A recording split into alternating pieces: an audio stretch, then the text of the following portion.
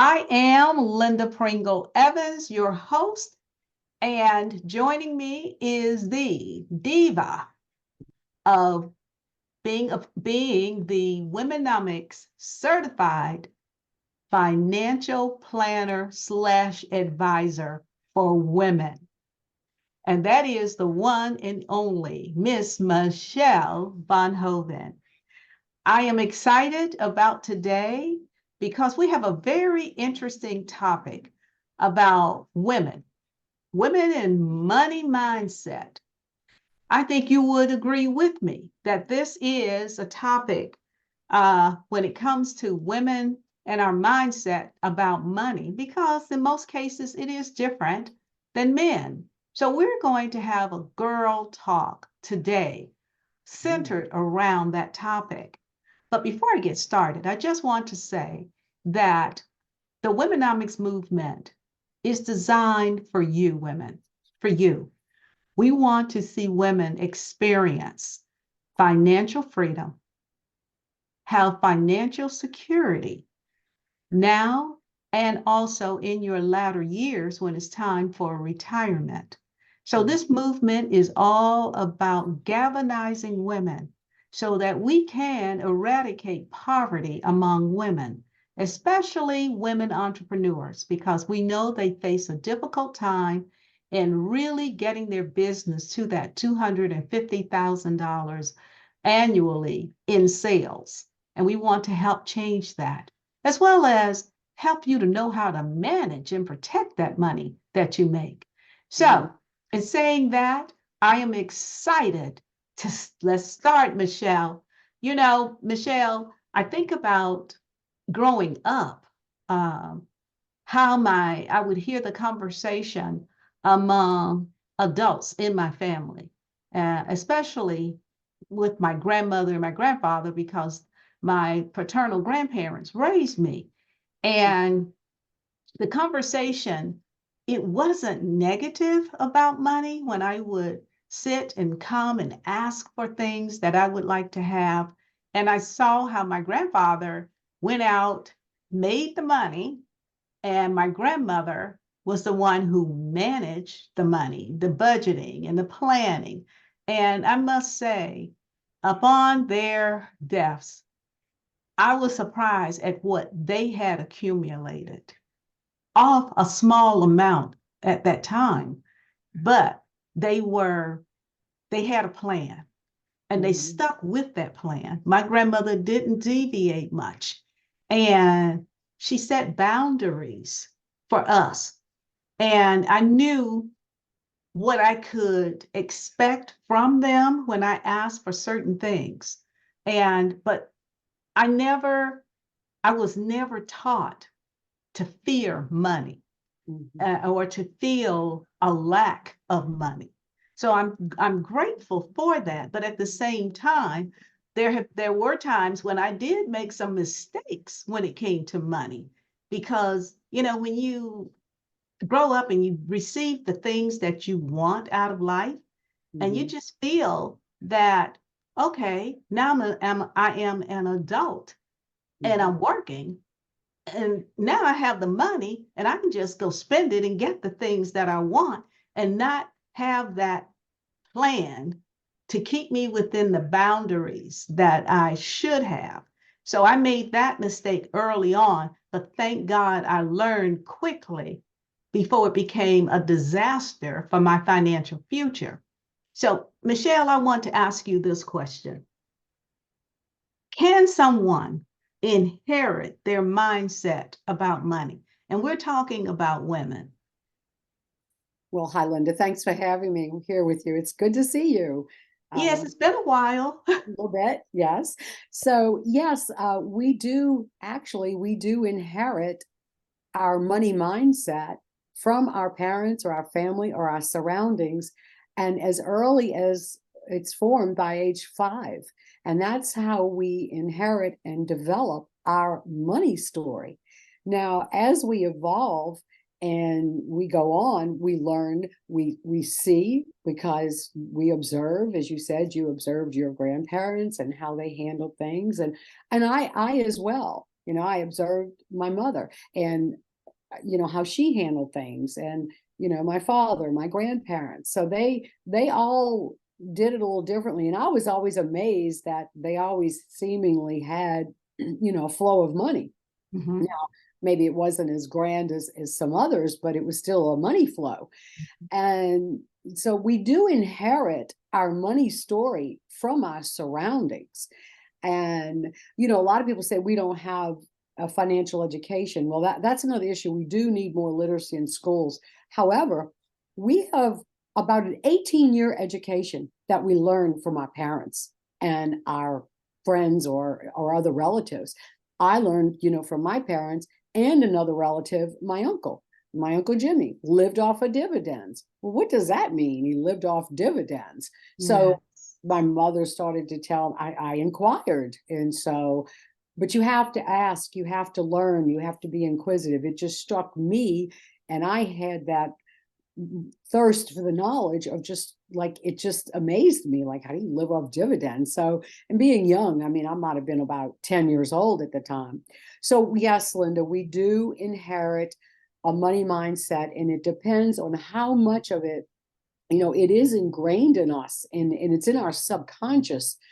And this is where I see a lot of issues for women, good and bad. They can strengthen their strengths and then, hire out the weaknesses. So you Mhm. don't have to do everything. And Mhm. I think that's where the fear comes back and comes into our lives, is that we think as women we have to do it all. We're so pre-programmed to do everything on our own, and the statistics show that uh, less than 40% or women even have talked to an advisor, and even less than that have a written financial plan. So the statistics are lower, even though women are making more money. They've made lots of strides, in better education, better positions, but we're still behind. And the financial service industry has not helped us a lot, because there was a study, a report in TD Ameritrade that said that the marketing dollars spent to advertise financial services to men versus women were 14-1. Can you imagine? $14 to $1 for women. So they're pushing everything, to men, and bringing it to their intention that, we need to, invest, or we need to save wisely, you need to budget, the things you need to do. Whereas women, they figured, well, you know, we're we're not going to do it. So we feel here in WomeNomics, we're educating women more so, and part of it is big part is that you have to have a positive and abundant mindset. Now, what does that Yes. mean? It doesn't mean you have to have a gazillion dollars.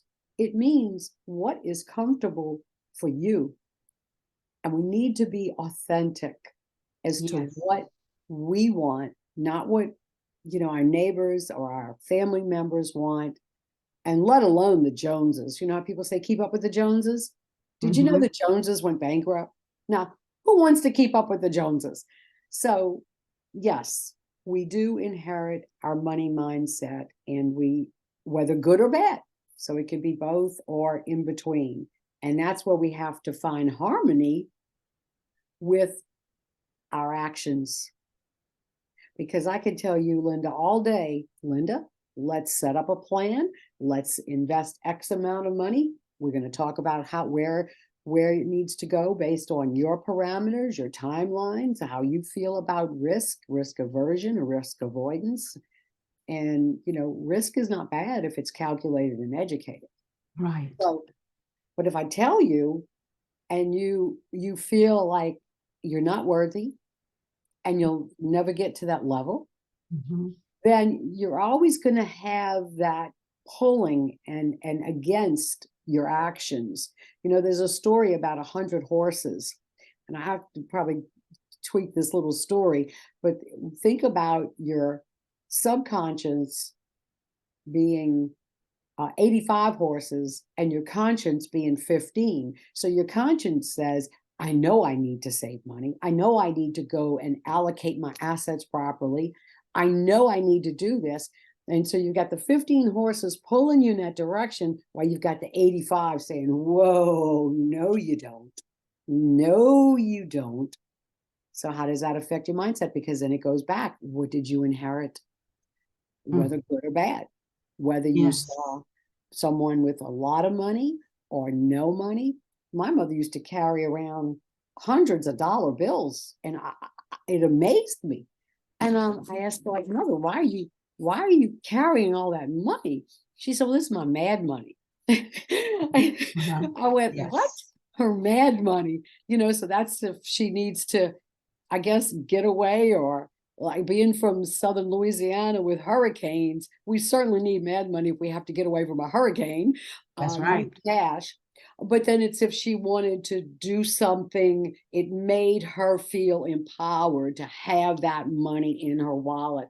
And I tell people, go look in your wallet. Do you have any money in it? Mm-hmm. And most people don't. They say, no, I don't have any money. Do you have any cash? And they say, no. I said, then how do you expect to attract something that you don't even hold, close to you and of a value to you?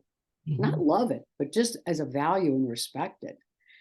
And I tell people this, and they put money in their wallet and keep a couple of few $100 bills. And it's like, it does come back to you. It does. So you have to just tweak that mindset to be authentic to you. Michele, here's a question that sometimes I ponder on. Do most women, regardless of age, do they begin to think about their latter years in having money? Or do you think most focus on the here and now versus, yes, here, today, this is where I'm at, but my tomorrow, the milestone at this upcoming age, this is the amount of money I would like to have accumulated to help me as I'm maturing in life. What would you say about that? Well, I would say it really depends on the person and I think, the surroundings of their life. Okay. I would, for instance, I have one lady, she just turned 50. She's a great accumulator and investor. I mean, we have her, nothing crazy, nothing wild, but we have a plan. We have it mapped out. And I think in her case, and this lady, like I said, she's only 50 years old and she has way over $1 million saved, way That's over, good. maybe about 1.5 million. Mm-hmm. Well, I've helped increase it.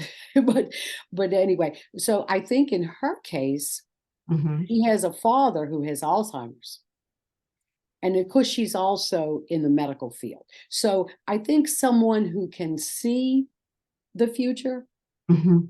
can better able plan for the future versus someone who maybe thinks everything is, roses and peachy and I'll do it tomorrow. Mm-hmm. It does depend on their mindset, but I think it also, again, depends on their surroundings. And, another lady, she's, put just about made 70. She just lives for now. Well, though she has good assets, her and her husband, but she just lives for now and spends everything she has in her retirement. But she does have a little pension too from being a teacher. But those pensions don't increase with inflation for teachers.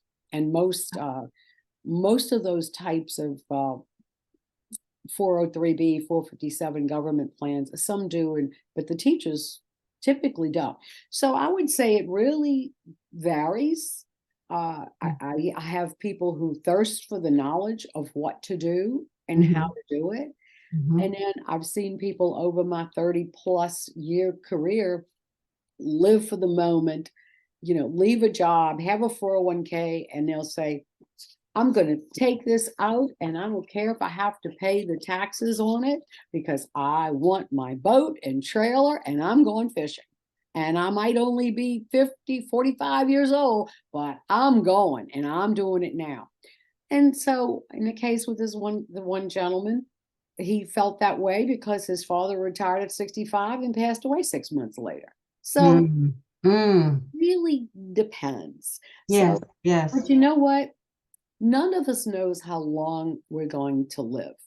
And we have to, with this day and age of better, health care, hopefully people are taking better care. Just because there's good health care doesn't mean you need to not take care of yourself. I mean, it all comes down to responsibility. Mhm. Accountability is responsibility for your Yes, actions. I can be accountable to you, but I need to be accountable to myself. And yes. here's the here's the key: be accountable to your future self. Mm. That's so important. Yeah. So I think if we can get that message out to more women Mhm. to see and know what the future has in store. But Mhm. I think that, with all the inflation and the things going on, people, and of course, coming out of COVID, people are more aware of their mortality. And Yes, they're looking at it a little bit more than they did perhaps before. But women are still behind. And yes. their That's mindset is, on average, not a healthy, wealthy mindset. okay.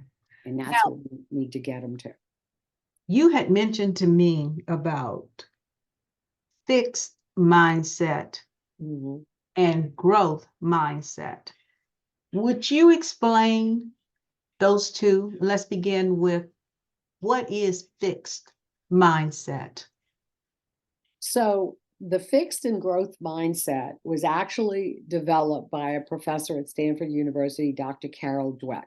And she realized through her studies and her research that we have one or the other. We have fixed or we have a growth mindset. So Okay. the fixed mindset, and I think the book's called Mindset. But anyway, so the fixed mindset is that it's fixed. It's not of a growth mindset. It's just fixed, more of a status quo, steady as you go, fixed. Uh, and the growth mindset means it's more abundance. You want to grow, just what it says: grow, fixed or grow. And Mm-hmm. I hearken that to a fixed mindset could be like a bond, and the growth mindset could be like a stock, because a bond is is just where you're getting interest, you're getting a payment and Mm-hmm. it's steady as you go, but it's not Mm-hmm. really going to grow a lot. It's just going to be you're in a loanership position. So you're lending your money. So it's fixed. So you're not really getting the full value of your assets as you do in a growth mindset. Growth means abundance, and I can grow. I can, reach my fullest financial potential. Mm-hmm. Whereas a fixed mindset, status quo. That's That good. Where do you think most women are? Fixed or growth? well, I would probably say the needle, goes more towards fixed Okay. on average. Yeah, I would definitely say so. Good Because, question. Yeah. yes, because there probably is a fear when Mm, it comes to the growth mindset, especially when she starts thinking about purchasing stocks. And if mm, you aren't that familiar and fully understand the market and do the research and have someone like yourself to help you navigate, mm, um, you'll find yourself steering away from it because of the fear factor versus, like you mentioned, with the fixed mindset. Well, I know I'll get something with this. I'll get something. It may not be as much, but it's better to have a little versus trying to get an abundance. And do you think that could perhaps be part of the mindset for women? I think so. The fear comes from the unknown. Okay? Mhm. We don't know. Yes. So if we don't know, like women planning for the future, we don't know the future. Well, none of us does. No. We have to be prepared so we're not scared. So, yeah, right? We don't want to be scared, because then when you're scared, you don't have many options. So No. do things when you have more opportunities. Mhm. So yes, I do feel that fear fear can be reduced by knowledge and literacy. So Mhm. having knowledge is one thing. You can get all the knowledge you want in the world on the internet. You can True. go get you could go get a PhD on the internet if you applied yourself. I don't mean with the school. I mean just general all the wealth of knowledge. Mhm. But the key is, how do you tie that knowledge, which is the literacy, into your life and what actions you should take? So Mhm. that's what we have the fear, because unless you're trained in that, unless you have the temperament for it and the time, then you push it to the side because it's not something you know. Take, for instance, an entrepreneur busy working on her business. She's Yes. all she can do. She's just work, work, work, work, work. A nurse or clinician or physician, anyone like that, they Mhm. know what they know, Yes. but then they don't know what they don't know. Mhm. And that's what'll get you in trouble, as a quote by Mark Twain. It's not what you don't know that'll hurt you, it's what you think is so. Mhm. And so people make decisions that may not be as wise or pertaining to them. And if they read something that they just recency bias, it's called, I just read this. It was just recent. I just read that. Oh, the stock to get is ABC stock. Oh, I'm going to go get it. Well, let me tell you one thing. By the time you read that, the opportunity's gone. Once it hits the media, the opportunity's done. You have to get in on these things ahead of time.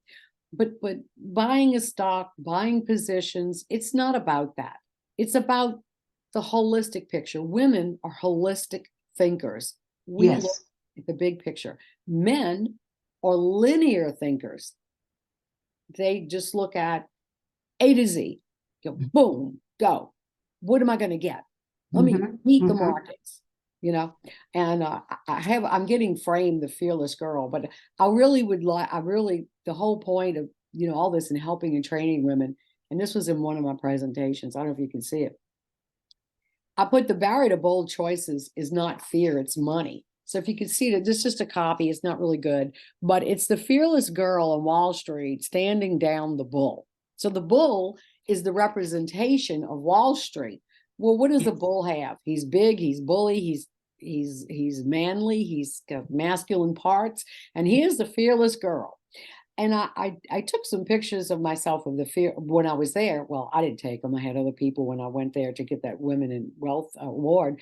And I looked at myself and I'm like, oh my God, I don't like the way my face looks, because I'm there like, and I've got this pouty look on my face. And I'm like, Michelle, why did you do that? And I thought to myself, you know why I did it? Because I was the fearless woman. And I'm like, so I want BFF, be financially fearless. So we can twist it a little bit. And I think, and with being fearless is with getting the knowledge and applied knowledge. So we can do it. And I'm just going to give you this one quote by General was Scott, not Scott. Yeah, one of the World War II general. Oh gosh, my head, I just get so spinning. His quote is, courage is just 1 minute on the other side of fear. Mm. 1 minute. 1 minute. And boy, I must be getting a senior minute here, I guess. It's But it's okay. a great, great, great quote. And boy, I don't usually do that, huh? Boy, I don't That's do that. I was that's so all right. excited. But we have to get the information, and that'll help get you more confidence. And confidence comes from knowledge. You can't Knowledge. just get confidence and say, I want a will to have confidence. Mm. You have to remember the 85 horses. We've got to feed those horses and push them to get them to to reverse it and have 85 horses pulling you in the right direction. And there's always going to be that undercurrent of, my mother said there wasn't enough money. I have to wait to get this or that, So there's always that undercurrent. But when you know what you're doing, you can pull it in your direction. Well, excuse me. We've come to that time where it's time for us to wrap up. But I just want to say, you shared some very important nuggets, Michele, for all women. And just thinking about, yes, we as women, we have inherited our mindset about money. We have. It could be subconsciously, you aren't aware of it, or you may be conscious of knowing, I deal with money based off the way I saw my parents or the family totally viewed money. But we can change it. If you have a fear about money, then it's going to keep you in that fixed mindset that you mentioned, going for what is safe for saving your money versus going for the growth where you look for the abundance. And by no means is WomeNomic stating for you to go out and do this. What we're saying is understand the differences and make sure you get someone like Michele. You can reach out to Michele at any time and let her help you to navigate this journey of financial freedom, or this journey to be, what did you say? Be financial fearless. Be financially fearless. Be financially fearless. Yes. And that's what we want. We want women to become more financially fearless and get the help so that you are in the position you desire. It's better to have the money than not to have it. It's, what good is it to have a lot of things and stuff that you go out and purchase, but you don't have any savings. You don't have nothing to fall back on. And a lot of people sometimes live paycheck to paycheck, or if you make the money, you spend it because you feel you owe it to yourself and you want to impress others with what you have gained. But as Michele said, you need a plan. Everyone needs a plan. You just don't walk out there blindfolded and think, okay, I'm going to do this to get there, or I'm going to do that. But having a clear understanding and being authentic about you and your financial future. So, Michele, before we say goodbye, would you give them how they can connect with you if someone would like to learn more? I sure, I'd be happy to. And then as a little bonus, if someone would like, I have, and we've done this on the show before, my Befititudes, which are the happy, healthy, wealthy attitudes to be fit financially. And so in this noisy world, and this is just a little card I have of my Befititudes, and there's 10 of them. And, I can send that anyone wants to contact me, and it's at Michele, and it's 1L, Michele with 1L, Michele at befitfinancially.com, and just request the healthy, wealthy attitudes, because Befititude. So, but it's, helps you galvanize the road for the journey to be fit financially so that you can live well and retire secure. And one thing I would just like to, in closing, also, may I say, is that, fear is so big in our lives, and it's so huge, believe it or not, in the investment world. And the reason, it's the two things that really hold people back and cause them a lot of issues of fear and greed. So much so that there is a fear and greed index that monitors how people feel at different times. And it's called the CNN's Greed and Fear Index. So if people think they're not fearful, the whole, investment world understands that people get greedy when they see things going up, because they have FOMO, right? Fear of missing out, and they want to buy it, and they buy when it's high. And then when they get greedy, they say, well, I don't want to lose. And then when it goes down, then they sell. And that's from someone not having a professional that can filter out the emotions. And so the Beefitudes can help you stay on track to your plan. So I'm happy to give that to any of our listeners, Linda, and hopefully that will help them. I've had a lot of good reviews about this. People love it, and it's just something that they can hold on to and keep them on their course, on their plan, on their path to Well, financial security and retirement security. absolutely. Mhm. And I can't emphasize enough that everyone who is viewing this to reach out to Michele, because I have experienced the Beefitudes, and trust me, they are so worth it. You can't go wrong. And let me just also say from the WomeNomics movement, if you would like to join us, go ahead, join the WomeNomics movement. There is so much we're offering in the movement to help women with economic development and sustainability. We want to see women thrive financially. And the only way we can do that is coming together, galvanizing women, being open and honest about where we are, what the needs are, so that we collectively we can make it happen. Your future is in your hands, and you are the navigator of your future. And we are here to come alongside with you so that you can accomplish what you want and desire for your life. So, as always, you can reach us through the womenomicslive.com website, and I will repeat it again.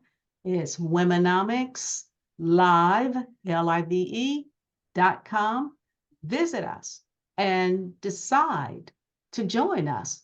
I can guarantee you, you won't regret it. So until next time, from Linda and Michele, here's to your success. Goodbye.